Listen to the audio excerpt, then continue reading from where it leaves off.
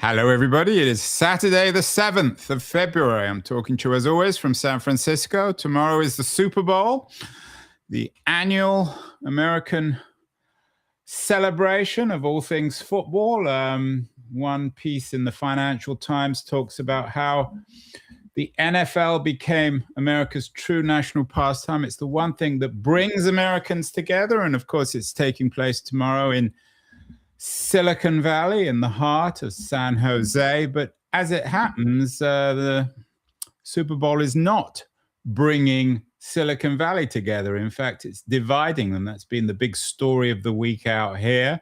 Anthropic have a big ad about the absence of advertising in their product, and Sam Altman has lashed out. Keith, I know you are a keen observer of all things ChatGPT and Anthropic. What should we make of this latest spat between Altman and Anthropic?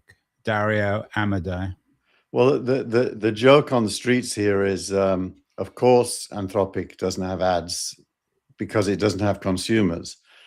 And so ads would play no role for it, whereas OpenAI has hundreds of millions of consumers, many of whom use the service for free.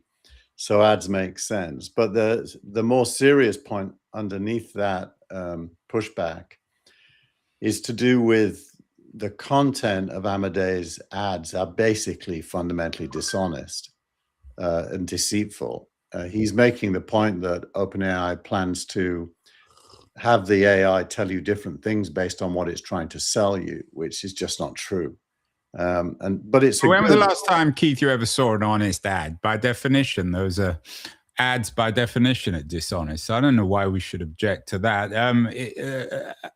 Altman had an interesting X post. He acknowledges that the Anthropic ad is funny and it made him laugh, but he says, and it's interesting that the way he frames it, he suggests that most people can't afford Anthropic. It's too expensive. Only wealthy people use Anthropic, and therefore the OpenAI advertising model is actually suited for less well-off people. It's an old argument. It was made back in the Web 2.0 age as well.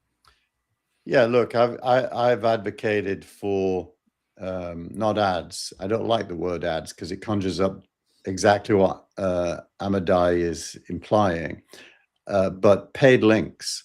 A paid link, if relevant to the context, can be a helpful thing. And I see that more and more actually in places like Instagram, where the ads are relevant to something I'm kind of interested in, and I don't object to them as much. So I think there's a smart way for Altman to be right. And I think for sure, Amodei it's a good marketing move by him, don't get me wrong, but and you're right, ads do lie. But it isn't like the Apple 1984 ad, which was truly symbolizing a shift and a change in Apple's position in the world. This is just childish. I mean, it's like playground stuff. So it doesn't really, you don't draw the conclusion that Anthropic is breaking through to a new. Oh, they're coming back. I hadn't thought of the Apple 84 ad, but the Apple 84 ad was very much directed against IBM and their model. So it was equally childish in the sense that they were bashing their rival. Yeah, it was childish, but luckily for Apple, it reinforced a true theme in the real world. Whereas no one in the real world thinks that Anthropic is looking out for the interests of consumers, because it isn't a consumer company. Well, I use it. I'm a consumer. I'm not sure that's entirely true. Altman's been ridiculed, according to the BBC at least, for what they call his online tantrum. Do you think it reached a nerve? Altman's usually a fairly smart, self-controlled guy. Why did he respond so angrily?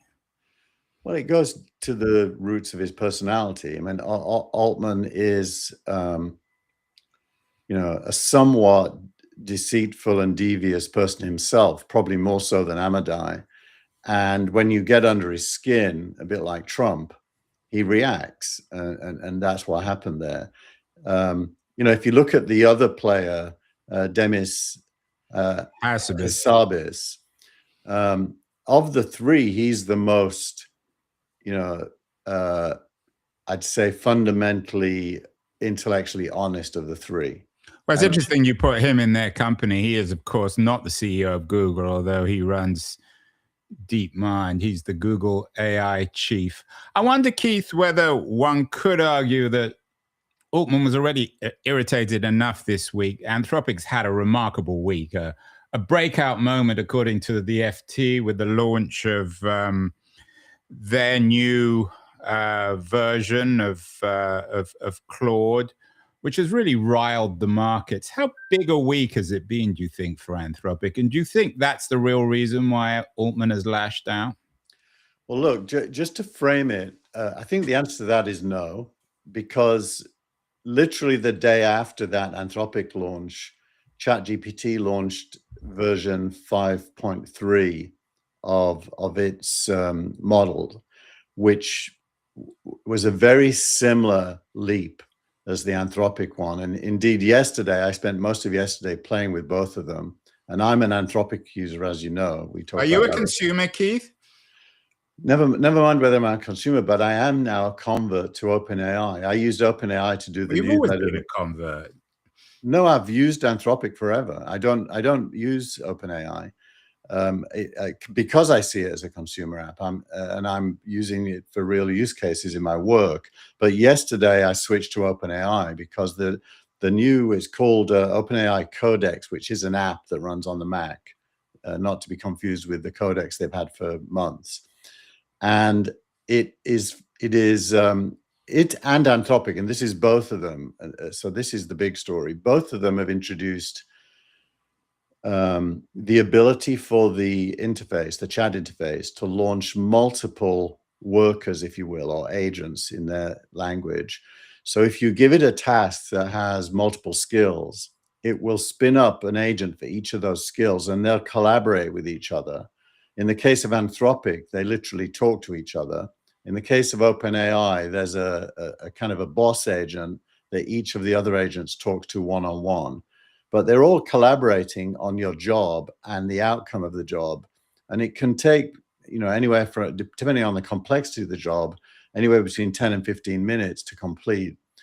And it replaces software.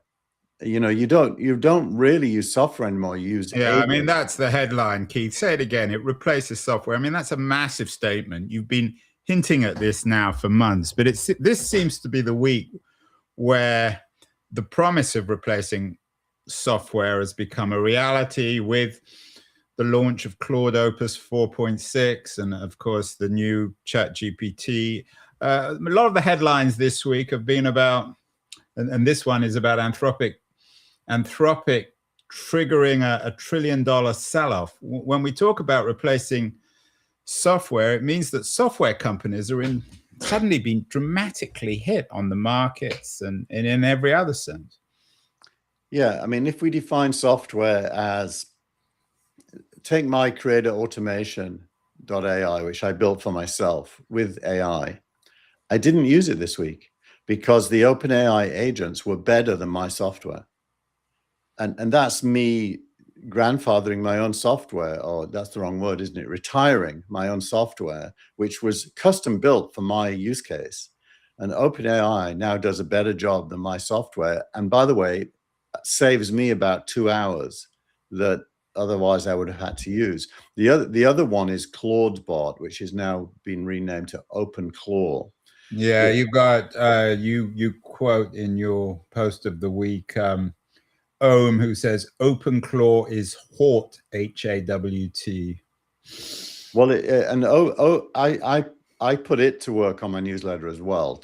I actually produced 2 copies of my newsletter, one with OpenAI and one with OpenClaw, and actually a third one with Claude. And Claude wasn't very good for my use case. It's probably good at other things. It's very good in Excel, for example. If you use the Claude plugin to Excel, it's fantastic. But both OpenClaw and OpenAI did actually a really, really good job. Now, the nice thing about OpenClaw is I can embed its persona in a Telegram account. and I can talk to it and ask it to do things from anywhere in the world, and it's running on my computer at home and will carry out my tasks. So when you put it all together, this week was a massive shift in how you use AI and how productive it can be for you. Right, and let's talk about the impact on the rest of the market. As I said, some people believe that this latest version of Anthropic's Claude triggered $1 trillion sell-off. What will it mean to companies like Adobe, middle market companies? Look at the stock price. It's dramatically collapsed over the last few days. And they're not alone. The same has happened with PayPal and many other software companies. Yeah, Salesforce. And Salesforce used to be a cutting edge company. Now it appears more and more archaic. Workday. I noticed that Workday, all of these companies have had massive reductions in their share price. I mean, in a way, Google is lucky to be in the AI game. If it wasn't, it would have had a similar reduction based on workspaces and Google Docs and all that stuff. So basically, what's happened is the stock market has moved away from software companies and SaaS companies as well. It can't yet move towards AI companies because they're not listed yet. They're probably Google is. Google is, but actually Google had a bit of a drop this week as well because it's a hybrid. And I don't believe it will stay a hybrid. I think it's going to go the whole way and become an AI company.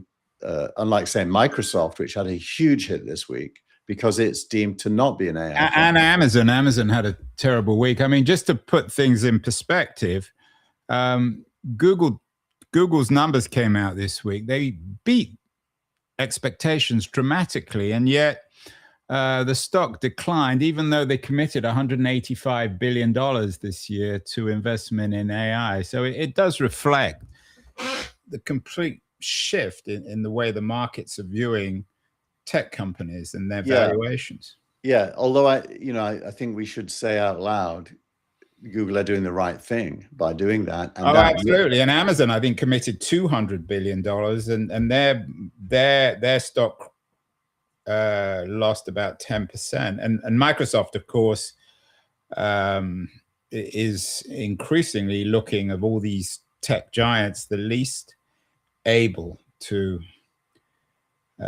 embrace AI, or at least it's become a utility in the AI world, a bit like Oracle, Microsoft. It isn't a player except at the infrastructure layer, and it will be able to charge a rent for that infrastructure through Azure, as it does to OpenAI, but it isn't going to be the company that transforms our experience. Right, and their cloud numbers are if not in crisis, certainly in decline, especially compared to Google's cloud numbers. So even on that front, they're not succeeding. The other thing to bring into this, because I think it's part of it, is the merger between SpaceX and XAI. Yeah, I was going to bring that up. I mean, Elon Musk, as regular viewers, listeners to the show know in our conversations, I'm not a big fan, but you have to admire, I mean, he thinks very clearly on this. And according to The Economist, he's betting his business empire on AI by merging XAI and SpaceX. So he's part of this dramatic week, isn't he? Yeah, I mean, I think if you measure the effectiveness of the CEOs or leaders in this space, he's the most definitive. He says, this is what's going to happen. Here's what I'm going to do. He then does it. And, in his case, it's audacious. He wants to put apparently 1 million satellites into orbit, which are effectively data centers for AI processing, using the power of the sun to fuel them. And, there's no doubting that's a huge, audacious goal. He reckons by 36 months from now, most of the power needed to run data centers in AI will be in space. We'll see. Which is interesting because Google this week came out with more initiatives about their AI energy race, investing in earthbound energy. So that's going to be an interesting story. Keith, a couple of months ago, we did a show on AI. It seems every week we do a show on AI. You argued that the AI race is a myth, and I argued that it's a bit of a wacky race. Every week there's a new leader. has anything changed this week in terms of the order? We have Google, we have Microsoft, we have OpenAI, we have Anthropic, we have XAI. Has anything dramatically changed, or is it just that AI is moving ahead of the rest of the tech world? AI is moving ahead. It's easy to forget this, but the first player who stepped up to this new level of functionality was Kimi K2.5 is the version, which is a Chinese system that started this concept called agent swarms to put a swarm of agents against a task. That was 3 weeks ago, I think. So the last 3 weeks have seen Kimi, OpenAI, and Anthropic leapfrog Google, actually. So Gemini now is a generation behind again, and no doubt is already working on not being. So it is like the wacky races. Every episode or every week, it seems to be a new leader. One pulls ahead, one falls behind. Is there a Dick Dastardly here? Or is it? I mean, for me, of course, it's Musk. For others, it's Altman. Some it's Dario Amodei. Does it really depend on one's own perspective? Yeah, I vaguely watched that show when I was a kid, but I can't. I haven't got your ability to link it to what's going on, so I don't know who is Dick Dastardly in this context. The bad guy chasing down everyone else and cheating is probably Amodei, if there is one, because he's just using marketing and lying to try to look better when he actually isn't any better. In other words, he's as bad as everybody else. Yeah. And the focus of your editorial this week is that the CEOs are not growing up. But does that reflect, again, the reality of our AI age? However smart AI becomes, and it's becoming smarter and smarter, it's not making humans any smarter. It doesn't make Elon Musk or Sam Altman or Dario Amodei. And we should just accept that however smart AI becomes, we're always going to be a bit dim-witted. We're always going to watch Dick Dastardly and wacky races.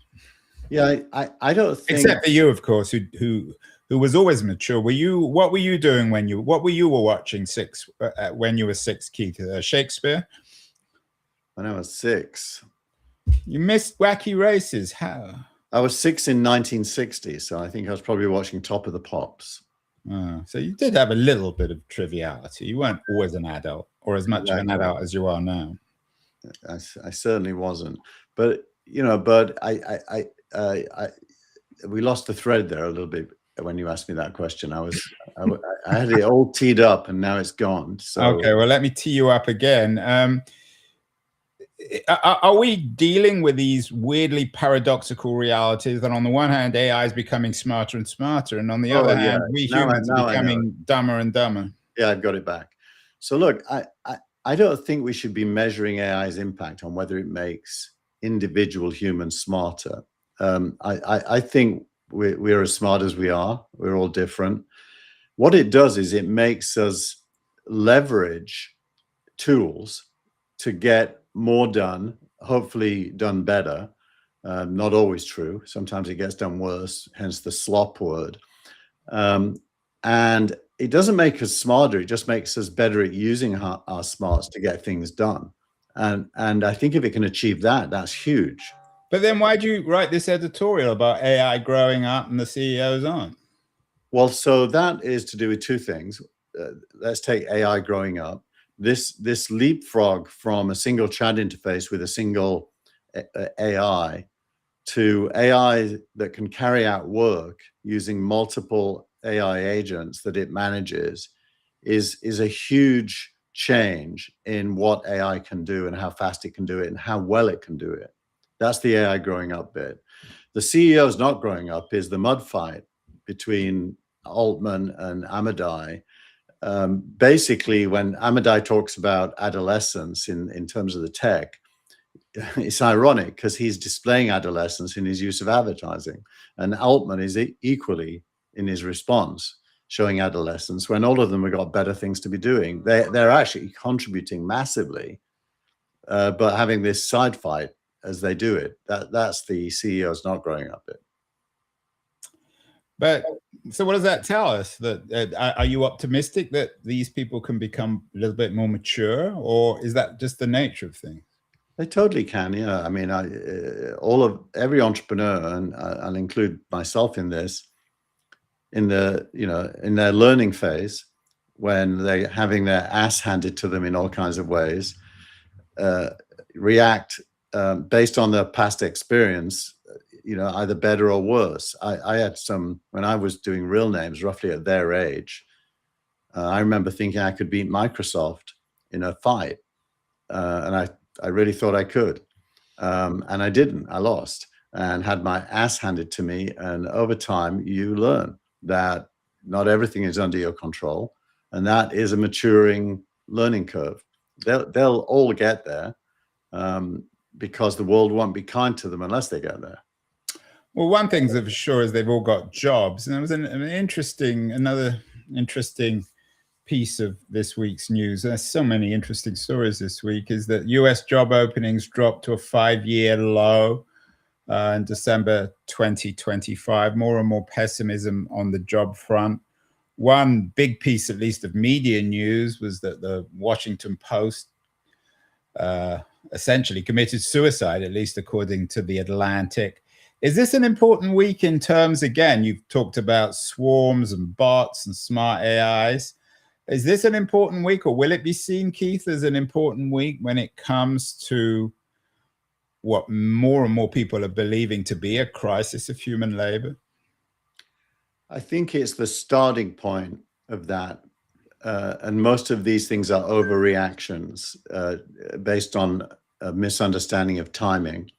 I don't think timing suggests that, anytime soon, meaning the next few months, you're going to see a huge change in the job market.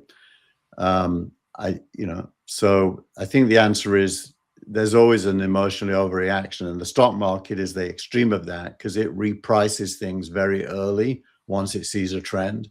So there is truth in the reactions, but timing-wise, probably an overreaction. Coming back to my favorite television program, Wacky Races, it's made up of all sorts of interesting teams. And in terms of the AI Wacky Races, I mean, obviously we think of Anthropic and OpenAI and Google, Microsoft, Amazon, XAI. But I know for you, it's a more complicated race. The VCs are also participating. And in this week's editorial, you imply that they're not doing very well, that they're certainly not leading the pack when it comes to the AI race and this crisis of software. Can we talk, Keith, also maybe last week about the crisis of traditional venture capital as well? Well, the crisis is what you could think of as a massive concentration of capital into a small number of hands in venture capital. Most of the money being raised and deployed is coming through about 5 funds. Those 5 funds are sucking the air out of the room. So the venture ecosystem thrives due to seed investors who find these companies before anyone even knows they exist. And the seed investors are being starved of oxygen, and many are threatened with being viable. And there's a lot of writing this week about that. Three very good pieces, one from Beezer Clarkson, one from Dan Gray, and I'm blanking on who the third one is.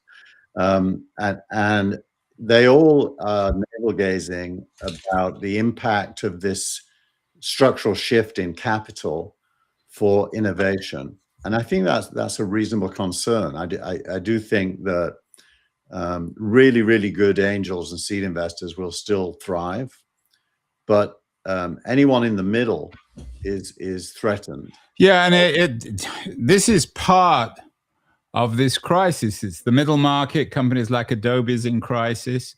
It's the 5 or 6 AI companies that are dominating everything, whether they're privately owned or publicly owned. There'll probably be 2 IPOs, Anthropic and OpenAI this year.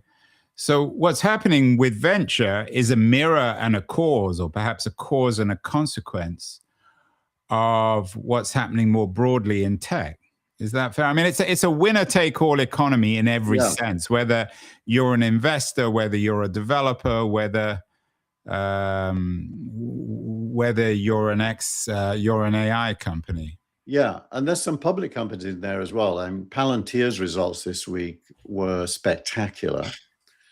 It did actually suffer a big rise and then a big drop in its share price over 2 days. You think of Anduril, who's the AI. And these are smart defense, smart military software companies. So the S&P 500 10 years from now is not going to look anything like it does today. And if you're an investor, you want to be putting money into the future S&P 500, not the current one. One company we haven't mentioned actually is Facebook. Are they a loser in this? Are they a footnote now in the wacky races? Do they even have a team in this? Well, look, they're a fantastic company. Their revenues announced last week were huge, but their stock price has not gone up because in the AI race, they're an also-ran trying to figure it out. They have a brand new team in place, building brand new platform to replace the Llama platform that they've had for the last few years. There's a big internal debate about open source versus closed source models. But with the amount of money they've got and, time is on their side, they'll probably figure it out. I think they'll be a survivor, but they're a laggard right now. You sidestepped the Washington Post question. Are you concerned that America no longer really has, it seems, a viable newspaper in its capital, especially in its rather precarious political state in February 2026? I think the Washington Post has been challenged for at least 10 years since Kathy Graham moved on from it. I think it's challenged for a few reasons, but the first is it tied its mast to the Biden administration and ended up taking the wrong side of most discussions and became irrelevant in a similar way to the New York Times by abandoning being the source of truth and becoming a combatant, if you will, in the political wars. And so I think America lost a news business. CNN tried to survive by being independent against MSNBC and Fox. But I think across the entire traditional media, you've had this partisan bifurcation of media, and they're all going to be losers because of it, because most normal people want to make their own opinion from good journalism, and that hasn't been available. But there's less and less journalism. I mean, isn't that the point of the crisis at the Post? Is that, I mean, whether you like them or not, they're capable of high quality journalism. It's I call it boogeyman journalism. It's like every couple of weeks there's a new boogeyman. This week it's Jeffrey Epstein that Well, he might legitimate. I mean, there are certain legitimate boogeymen, and Jeffrey Epstein seems to be one. Well, of course he is one, but for the entire media to get distracted from big issues by focusing only on this boogeyman and trying to undermine Trump only because of his possible associations or likely associations means that the entire narrative, driven by the media's desire to sell clicks or papers or news or TV channels, gets distracted. Before it was Russia interfering in the election as the boogeyman. There's always a boogeyman. It's always about the media driving attention, and none of it is about what's really going on, which is so frustrating. But what you call this attention economy is an advertising economy. And does that mean that maybe Dario Amodei is onto something by suggesting that when you insert ads into AI, you're only compounding attention and trivialization on all the other things that have gone wrong? I'm definitely against what we would think of as ads in AI. So you're in Amodei's camp? for good Even reason. if you don't like his, well, his no, tactics. no, because I do know that OpenAI has also said it's against that, and that it has no intention of putting what we all think of as ads in AI, but it is thinking of working with, if you think about the world, the digital world, everything that there is available to sell, read, buy has a link. And so we live in a place where in order to have your ideas, products, services surfaced in any conversation with AI, it has to take the form of a link. And, Amadai has links, Perplexity has links, OpenAI has links.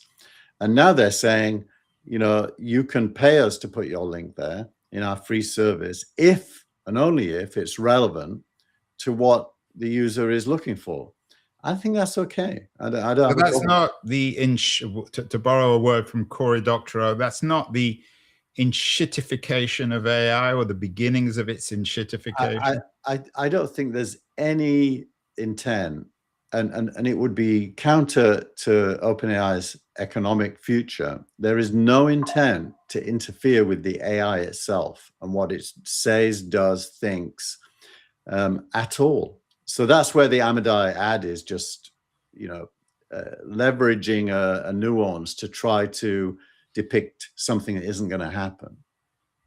Well, there is other news outside AI. My tech company of the week is Spotify. I'm not always my favorite company.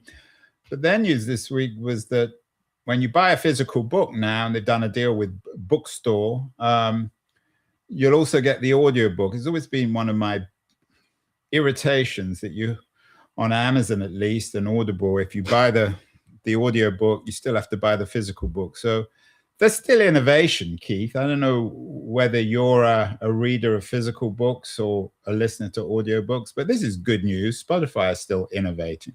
Yeah, if you look at this blur behind my head, it's books, and there's a whole wall of them to my right here. So I do read physical books.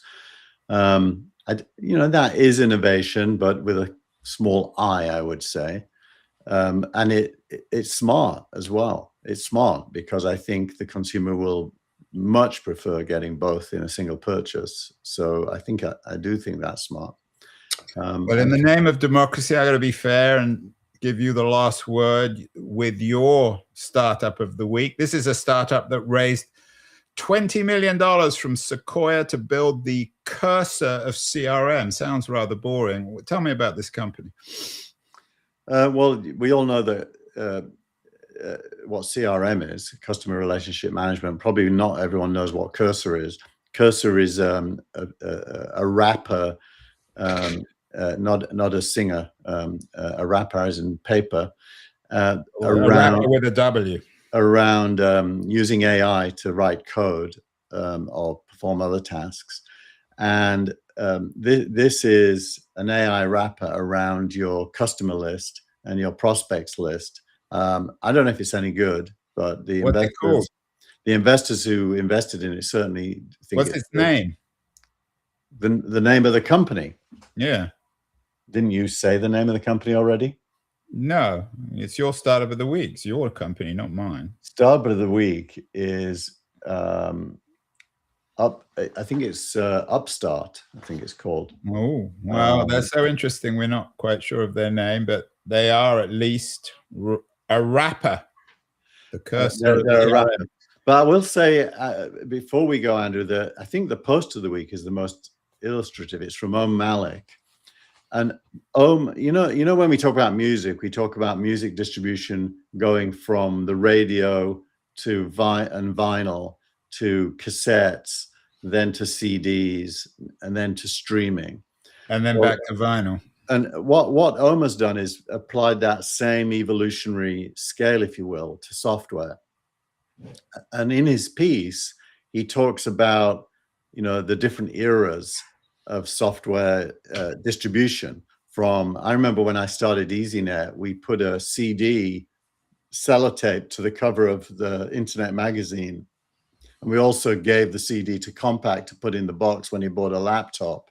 And software distribution was really hard. Then mobile came along, and suddenly there were 2 app stores, and you could ship software to the whole world in 5 minutes. And it took the form of app stores. And then there was SaaS, which is the cloud version of software for enterprises, mainly through subscriptions or buying enterprise software. And what Ohm is pointing out is that software is now going to be built by users for their own purposes, and it'll be self-made. And I think his piece is very thoughtful and really good. Yeah, software then becomes free in every sense, metaphorical perhaps and otherwise, although someone's going to profit from it. One other sector that's getting a lot of attention in the Super Bowl week is the prediction market, the way in which betting has become ubiquitous. Maybe we can talk about that another week, but let's end where we began, Keith, with the Super Bowl. Not far from you in Palo Alto, in San Jose. Who's going to win between Seattle? Do you have any sense between Seattle and New England? Well, anyone who listens to my opinion about football is a maybe Manchester United will win. They did win today, Andrew, against your team. Yeah, I'm not really aware of that. Well, this was the week that broke the software business. I hope next week it will be equally dramatic, Keith. We need your That Was the Week newsletter. It keeps us up to date with a fascinatingly and dramatic changing world. So we'll talk again next week. Thank you so much. You're welcome. Bye, everyone.